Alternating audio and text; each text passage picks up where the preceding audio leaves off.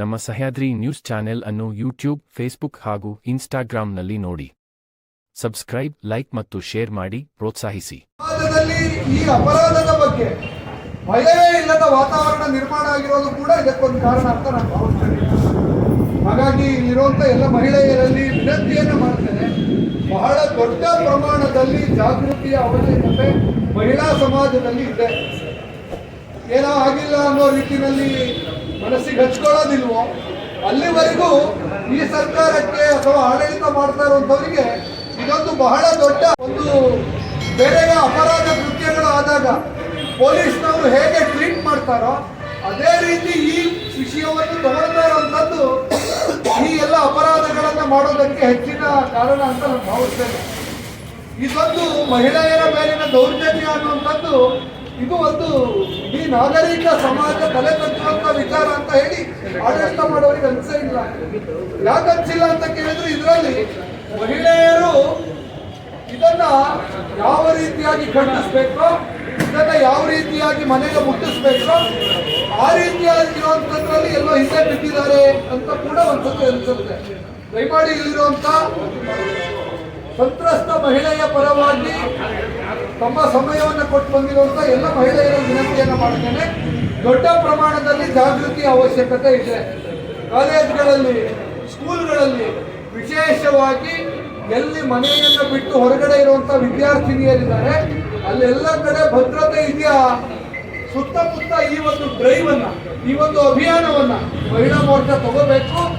ಎಲ್ಲ ಹಾಸ್ಟೆಲ್ಗಳಲ್ಲಿ ಅದೇ ರೀತಿಯಾದಂಥ ಸೆಕ್ಯೂರಿಟಿ ಇದೆಯಾ, ಮಹಿಳಾ ವಸತಿ ನಿಲಯಗಳು ಹೇಗಿದೆ, ಅವರಿಗೆ ಅಗತ್ಯ ಸೆಕ್ಯೂರಿಟಿ ನಡೀತಾ ಇದೆಯಾ, ಸುತ್ತಮುತ್ತ ಇರುವಂತಹ ಕಿತ್ತೂರು ರಾಣಿ ಚೆನ್ನಮ್ಮ ಶಾಲೆಗಳು ಹೇಗಿದೆ, ಮುರಾರ್ಜಿ ಶಾಲೆಗಳಲ್ಲಿ ನಮ್ಮ ಹೆಣ್ಮಕ್ಳ ಪರಿಸ್ಥಿತಿ ಏನಿದೆ, ನವೋದಯ ಶಾಲೆಗಳಲ್ಲಿ ಓದ್ತಾ ಇರುವಂತಹ ಹೆಣ್ಮಕ್ಳ ಪರಿಸ್ಥಿತಿ ಏನಿದೆ, ಊರನ್ನ ಬಿಟ್ಟು ಊರಿನಲ್ಲಿ ಇರುವಂತ ಹೆಣ್ಣು ಮಕ್ಕಳ ಹಾಸ್ಟೆಲ್ನಲ್ಲಿರುವಂತಹ ಹೆಣ್ಮಕ್ಳ ಪರಿಸ್ಥಿತಿ ಏನಿದೆ, ಪಿಜಿಗಳಲ್ಲಿ ಹೇಗೆ ನಡೀತಾ ಇದೆ, ಇದೆಲ್ಲವನ್ನ ಒಂದು ಅಧ್ಯಯನವಾಗಿ ಇಟ್ಕೊಂಡು ಶಿವಮೊಗ್ಗದಂತಹ ಜಾಗದಲ್ಲಿ ಅವಶ್ಯಕತೆ ಇದೆ. ಬಹಳ ವಿಶೇಷವಾಗಿ ಮಹಿಳೆಯರ ಮೇಲೆ ಅತ್ಯಾಚಾರ ಆದ್ಮೇಲೆ ನಾವೇನು ಜಾಗೃತಿಯ ಕಾರ್ಯಕ್ರಮಗಳನ್ನು ಕೂಡ ಹೆಚ್ಚಿನ ಪ್ರಮಾಣದಲ್ಲಿ ಮಾಡೋಣ ಅನ್ನೋ ಸಂಕಲ್ಪವನ್ನು ಮಾಡೋಣ. ಈ ಒಂದು ಹೆಜ್ಜೆಗೆ ಅಭಿನಂದನೆಯನ್ನು ಮತ್ತೊಮ್ಮೆ ತಮ್ಮೆಲ್ಲರಿಗೆ ಸಲ್ಲಿಸ್ತಾ, ಅಪರಾಧಿಗೆ ಮತ್ತೊಮ್ಮೆ ಇನ್ಯಾರೋ ಅಪರಾಧವನ್ನ ಮಾಡುವಂತ ಯೋಚನೆಯನ್ನ ಮಾಡಬೇಕು ಅನ್ಕೊಳ್ತಿದ್ವಿ. ಇಡೀ ಪ್ರಪಂಚದಲ್ಲಿ ಭಾರತ ಸುರಕ್ಷಿತ, ಭಾರತದಲ್ಲಿ ಕರ್ನಾಟಕದಲ್ಲಿ ದಕ್ಷಿಣ, ಈ ರೀತಿ ಎಲ್ಲವನ್ನು ಕೂಡ ವಿಂಗಡಣೆ ಮಾಡಿ ಬಹಳಷ್ಟು ನಾವು ತುಂಬಾ ಸುರಕ್ಷಿತವಾಗಿದ್ದೀವಿ ಅಂತಕ್ಕಂಥ ಭಾವನೆ ಇತ್ತು. ಆದ್ರೆ ಇತ್ತೀಚಿನ ದಿನಗಳಲ್ಲಿ ಕರ್ನಾಟಕ ಸರ್ಕಾರ ಮಹಿಳೆಯ ಒಂದು ಸಂರಕ್ಷಣೆಯಲ್ಲಿ ಅತ್ಯಂತವಾಗಿ ತುಂಬಾ ಫೇಲ್ಯೂರ್ ಆಗಿದೆ ಅಂತಕ್ಕಂಥದ್ದು ಅತ್ಯಂತ ಖೇದನೀಯ. ಇದಕ್ಕೆ ಹಿನ್ನೆಲೆ ಇಲ್ಲದೆ ನಾವು ಯಾರು ಪ್ರೂಫ್ ಇಲ್ಲದೆ ಯಾರು ಮಾತನಾಡ್ತಾ ಇಲ್ಲ. ದಿನನಿತ್ಯ ನೀವು ಮಾಧ್ಯಮದಲ್ಲಿ ನೋಡ್ತಾನೆ ಇದೀರಿ, ಪೇಪರ್ನ ತೆಗೆದಾಗ, ಟಿವಿಯನ್ನ ನೀವು ನೋಡ್ತಾ ಇದ್ರೆ ದಿನಕ್ಕೊಂದೆರಡು ಇದೇ ರೀತಿ ಇರ್ತದೆ. ಅಲ್ಲಿ ಅತ್ಯಾಚಾರ, ಇಲ್ಲಿ ಸಾಮೂಹಿಕ ಅತ್ಯಾಚಾರ, ಮಗುವಿನ ಮೇಲೆ ಹಲ್ಲೆ, ಮಗುವಿನ ಮೇಲೆ ಅತ್ಯಾಚಾರ. ನಾವ್ ಎಲ್ಲಿ ಸಾಕ್ತಾ ಇದೀವಿ ಅಂತಕ್ಕಂಥ ಪ್ರಶ್ನೆ ನಮ್ಮಲ್ಲಿ ಮೂಡ್ತಾ ಇದೆ. ಖಂಡಿತವಾಗ್ಲೂ ರಾಜ್ಯ ಸರ್ಕಾರ ಏನ್ ಮಾಡ್ತಾ ಇದೆ, ಇದು ನಿಜವಾಗ್ಲೂ ಜೀವಂತವಾಗಿದೆ ಅನ್ನೋದೊಂದು ನನ್ನ ಪ್ರಶ್ನೆ. ಮೊನ್ನೆ ನಡೆದಂತದ್ದು ಕಾರ್ಕಳದಲ್ಲಿ ಸೇವನೆಗಾಗಿ ಅವರೇ ಅದನ್ನ ಒಂದು ಸೇವನೆಯನ್ನ ಮಾಡಿದ್ದಾರೆ. ಮಾದಕ ದ್ರವ್ಯವನ್ನ ಮಹಿಳೆಗೆ ಸಾಮೂಹಿಕ ಅತ್ಯಾಚಾರವನ್ನ ಮಾಡಿದ್ದಾರೆ. ಖಂಡಿತವಾಗಿ ಅಲ್ಲಿ ಉಸ್ತುವಾರಿ ಸಚಿವರು ಒಬ್ಬ ಮಹಿಳಾ ಮತ್ತು ಏಕೈಕ ಮಹಿಳಾ ಸಚಿವೆ. ಇದು ಅತ್ಯಂತ ಹೇಯಕರವಾಗಿರ್ತಕ್ಕಂಥ ವಿಷಯ ಅಂತ ನಾನಂತೂ ಭಾವಿಸಿದ್ದೇನೆ.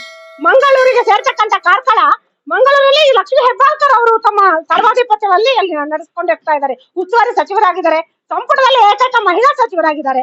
ಲಕ್ಷ್ಮೀ ಹೆಬ್ಬಾಳ್ಕರ್ ಅವರು ಈ ವಿಷಯದಲ್ಲಿ ಆದ್ರೂ ಸ್ವಲ್ಪ ಶೀಘ್ರವಾಗಿ ಅತ್ಯಂತ ಕಠಿಣವಾಗಿ ನಡ್ಕೊಳ್ಬೇಕು. ರಾಜಕೀಯ ನಾವು ಕೂಡ ಮಾಡ್ತೇವೆ, ಅದು ಈ ವಿಷಯಗಳಲ್ಲಿ ಖಂಡಿತ ಯಾರು ರಾಜಕೀಯ ಮಾಡಬಾರ್ದು. ಲಕ್ಷ್ಮೀ ಹೆಬ್ಬಾಳ್ಕರ್ಗೆ ಎಚ್ಚರಿಕೆಯನ್ನ ಕೊಡ್ತಾ ಇದ್ದೇವೆ. ಕಾರ್ಕಳದಲ್ಲಿ ನಡೆದಂತವ್ರು ಇವಾಗಲೇ ಆರೋಪಿಗಳ ಹೆಸರುಗಳನ್ನ ತುಂಬಾ ಪ್ರಕಟ ಮಾಡಿದ್ದಾರೆ. ಇನ್ನು ನೀವು ಶಿಕ್ಷೆಯನ್ನ ಕೊಡ್ಲೇ ಇಲ್ದಿದೆ, ಅದಕ್ಕೆ ಇನ್ನೂ ಆಕ್ಷನ್ ತಗೊಳ್ತಾ ಇದೀವಿ ಅಂತಕ್ಕಂಥ ಹೇಳಿಕೆಯನ್ನ ಕೊಡ್ತಾ ಹೋದ್ರೆ ತುಂಬಾ ದುರ್ಬಲ ಅನ್ಸತ್ತೆ. ರಾಜ್ಯ ಸರ್ಕಾರ ಆಗ್ಲೇ ಏನು ನಿರ್ನಾಮ ಆಗೋಗಿದೆ. ಖಂಡಿತವಾಗ್ಲೂ ಇದನ್ನ ತುಂಬಾ ತಮಾಷೆಗೆ ತಗೊಳ್ಬೇಡಿ. ಇವತ್ತು ಗೋಕುಲಾಷ್ಟಮಿ, ಎಲ್ಲರ ಮನೆಯಲ್ಲೂ ಕೃಷ್ಣನ ಆರಾಧನೆ ನಡೀಬೇಕು. ಅಂತಹ ಸಮಯದಲ್ಲೂ ಕೂಡ ಇಷ್ಟೊಂದು ಜನ ಮಹಿಳೆಯರು ಬಂದಿದ್ದೇವೆ, ಇಲ್ಲಿ ಒಂದು ಧ್ವನಿಯನ್ನ ಮಾಡ್ತಾ ಇದ್ದೇವೆ ಅಂದ್ರೆ ಇದು ನಿಮಗೆ ನಾಚಿಕೆಗೇಡು. ಅತ್ಯಂತ ಇಡೀ ಸುರಕ್ಷಿತವಾಗಿರ್ತಕ್ಕಂಥ ನಾಗರಿಕ ಸಮಾಜ ಇವತ್ತು ತಲೆ ತಗ್ಗಿಸ್ತಕ್ಕಂಥ ಕೆಲಸವನ್ನ ಕರ್ನಾಟಕ ರಾಜ್ಯ ಸರ್ಕಾರ ಮಾಡ್ತಾ ಇದೆ. ನಾನೀಗ ಪೊಲೀಸ್ ಆಫೀಸರ್ ತಮಾಷೆ ಮಾಡ್ತಾ ಇದ್ದೆ, ಯಾಕೆ ಬಂದಿದ್ದೀರಿ ಅಂದ್ರು, ನಿಮ್ಮ ಕೈಗಳನ್ನ ಕಟ್ ಹಾಕಿದೆ ರಾಜ್ಯ ಸರ್ಕಾರ ಅಂತ. ಇದು ಖಂಡಿತವಾಗೂ ತಮಾಷೆ ಅಲ್ಲ, ಬಿಚ್ಚಿ. ಇವತ್ತು ನಮ್ಮ ಪೊಲೀಸ್ ಇಲಾಖೆ, ನಮ್ಮ ರಕ್ಷಣಾ ಇಲಾಖೆ, ನಮ್ಮ ನ್ಯಾಯಾಂಗ ಎಲ್ಲವೂ ಕೂಡ ಅತ್ಯಂತ ಸಬಲವಾಗಿದೆ, ತುಂಬಾ ಕಠಿಣವಾಗಿದೆ.